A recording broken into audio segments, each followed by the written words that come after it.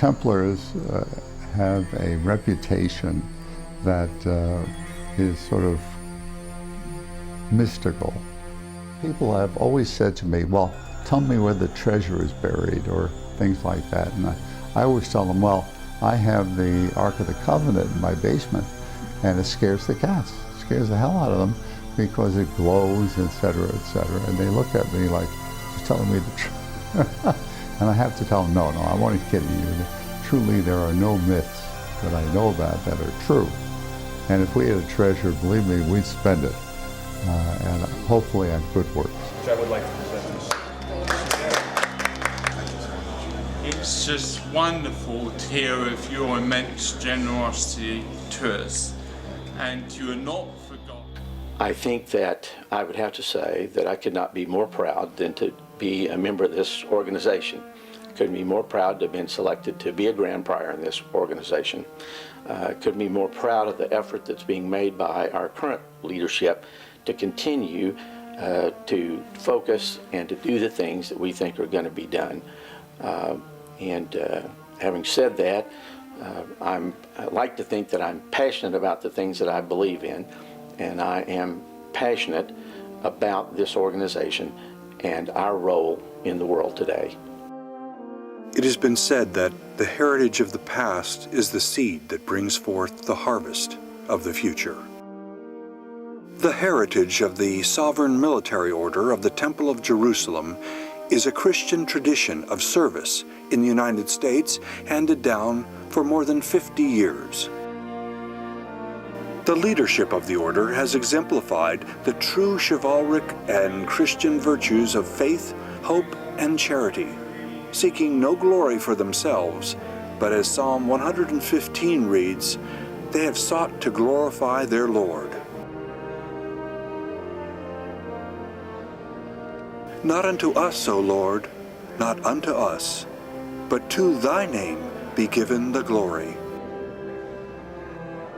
Recently, a number of former Grand Priors and officials were interviewed, and among several questions, they were asked to recall some of their significant memories, give an assessment of how they think the order is doing, and delineate their hopes for the future.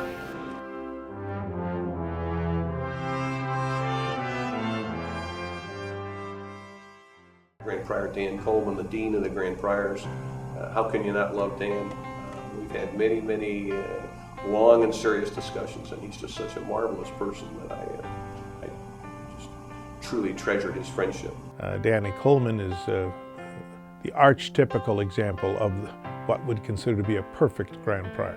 Dan Coleman, who was Grand Prior before my coming into the order, has been just a treasure. He is the heart and soul of the order and of our purpose. Well, when I was Grand Prior, we had a general feeling that Christians needed some help. And it was mostly a question of helping. We were glad that we had a connection through the Episcopal Church to a hospital in Jerusalem. And Henry Darlington was traveling back and forth, so we had somebody who could actually see what was going on. And with that, we were able to tell people when they were giving us money that that money was going really where it was going. We could not control how they were spending it, but we knew the right people were getting the funds. Don Perkins was a colonel in retirement, and he was enthusiastic about the order as far as not only bringing in military types, but also more oriented towards the Washington, D.C. area in which he lived. He ran into difficulties early in his time there because, unfortunately, in Texas, there was an individual who wanted to set up his own organization of Templars, not allied with the Grand Priory itself. Susafontes was willing to accept these new knights and dames, selling the Grand Cross for a certain amount of money, even though that the person receiving Grand Cross had never served in any other capacity. You pay your $3,000 and you get a Grand Cross. Jim Carrey was a forceful presence, and I would argue probably changed the concept of what the Grand Prior should do and how he should do it. Admiral James Carey brought with him again not only a military prominence, he also had played a role in the Reagan administration, and the order expanded dramatically under Admiral Carey. With reference to contributions that I feel I've made, perhaps let me dwell on just two. One, when I became Grand Prior of the United States, one of the first investitures that I officiated at, and we invested a dame there who had been in the underground in World War II in either France or Belgium. And she was getting up in years, obviously had been through a very rough time as a young woman. And after the investiture ceremonies and at the banquet, she and her husband both came up to me and said, "We are so thrilled to be a part of this order. You know, we've had tragedy in our life, and to see something now this fine, this good, this prestigious, this standing for all the right things, this is a really wonderful time for us at this point in our life. We have only one regret, and that regret was that the Templars did not come to St. Louis 20 to 30 years ago so that we could have been involved in this the last 2 to 3 decades." That stuck in my mind, that someone who had gone through that in their life, that this would be that meaningful. And as I thought about it, at the time I think we had 14, 15 priories. Well, the United States is a big nation. We have all sorts of major metro areas, over 1 million people.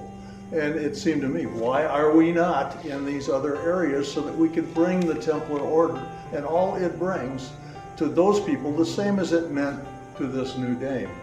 And so one of my first directives as Grand Prior was, I want each priory to establish a commandery at a nearby major metro area and bring it to fruition as a priority. The net result of that directive was we came close to doubling the number of priories in the United States over time, and doubling the size of the order, doubling the opportunity of Americans to be involved in the order, doubling the amount of charitable good and humanitarian aid that we could do, all because we increased the size. And so I feel very good about that in the United States. I feel like equally, if not more so, good about when I was Grand Commander and, as I said earlier, Chief Executive Officer of the World Order. And over time, we needed something that the world would respect, that would set aside our Templar order. What recognition would do it? And we came to the conclusion of the United Nations. Did some research, found out that the humanitarian aid that we in the U.S. and several of the Grand Priors around the world were doing fit very well with United Nations humanitarian aid efforts, that sort of thing. We are fortunate to be included as a key portion and a key player in the United Nations these days. And the more we can build on that, the better off we will be. As we sit here, some of those people that made the biggest impact on me would have been the past Grand Priors in particular, because we're actually doing this at the funeral, or on the day of the funeral of Grand Prior 11, Stuart Boone McCarty Jr., that probably he had one of the most profound and positive impacts of anybody, perhaps other than my own father, on me. And I think he was the perfect Christian gentleman, and I learned a great deal from him. Colonel Stuart McCarty, Marines Marine, was my Grand Chancellor and then went on to become Grand Prior 11 of the United States. It was my job to try and help bring Stuart's vision of better communication within the order to fruition. We came out with Bassants beginning in 1997, I think it was. We established, Grand Council meetings around the country for the first time, not just in Washington and New York and Chicago, but elsewhere around the country. The earlier Grand Priors that I remember with a great deal of affection were Colonel Stu McCarty. He was very thorough. He had the goal of what the Templars should be doing. He had our goal of Christians at risk and the Holy Land. And he had a real concern that we could grow our organization and expand the number of priories and commanderies with those goals in mind. And he was very successful at this.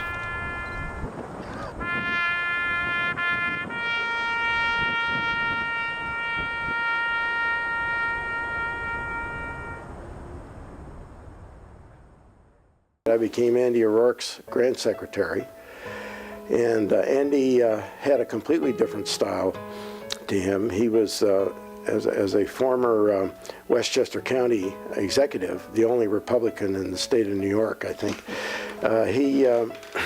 He had an ability to really make people like what they were doing and focus their efforts in positive ways and start building charitable endeavors with such as yourselves. And we really started to grow in our charitable efforts as a result of that. And he also had an ability to run one hell of a party. I think that you need a slightly more religious attitude in the intake so that these people that come in understand what they're getting involved in. You have to set aside what you were yesterday. Today you're going to be a Templar, and there are responsibilities involved in that that you have to know about. There may be a chance for an individual, man or woman who is a Templar, to truly do something significant. And I want them to do it knowing that it's because they're a Templar.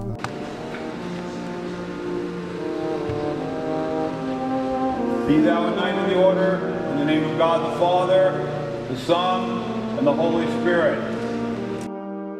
As I've gotten to know Grandmaster Pat better, I think we see eye to eye on a number of subjects, particularly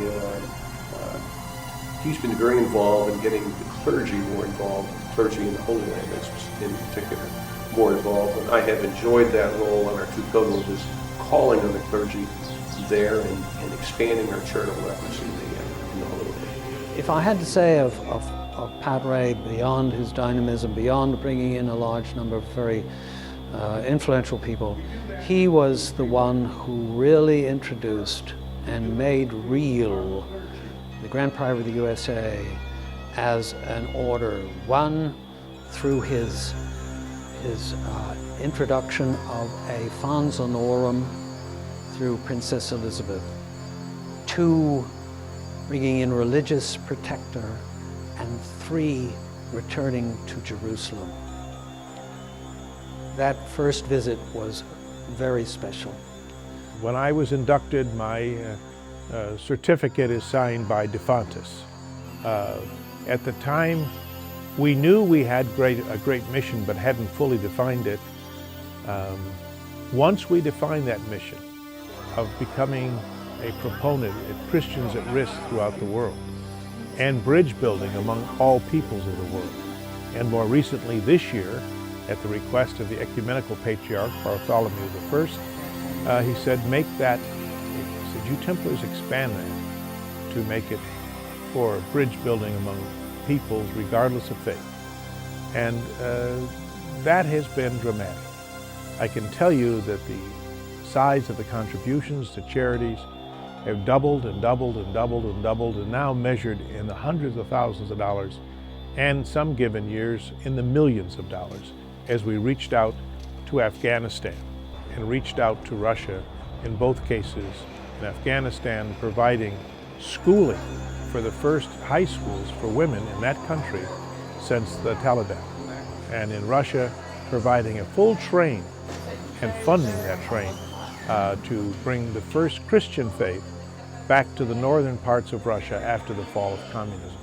And the Grand Prior of the United States did that and paid for it. I became the Grand Secretary again under David Appleby, and that was truly a very good experience also, because we again spread further and further around the nation. We involved more people from all across the country. You know, we really don't in this organization make a claim to have a direct descendancy from the historical Knights Templar.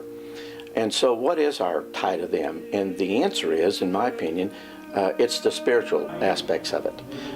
So that in terms of how do we make that leap, how do we make that jump, it's our belief that it's our obligation to assist those in need, particularly Christians at risk, and then it's our obligation to keep the road to Jerusalem open, and that means our involvement with other sons of Abraham. And so where we see that most, I think, is in our convents and our investitures. And so I think what's best about them is our constant reminder of the spiritual aspects of our order, which then, of course, tie us to our original beginnings.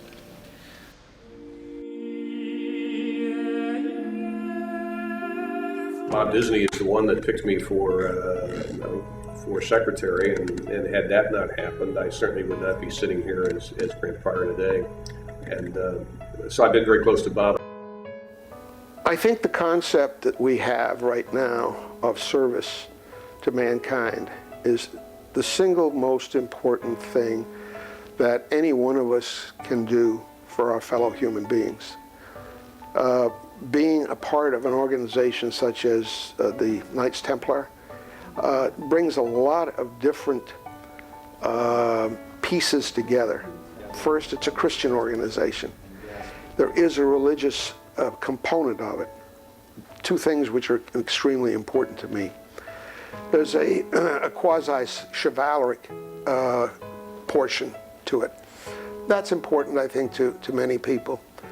But I think the ultimate goal should be, in my opinion, that we are providers of charity and humanitarian aid to all people in need, not just Christians, but to all people who are in need. Each successive Grand Prior has brought us closer to that goal of being a Christian order which helps those in need, particularly in the Holy Land.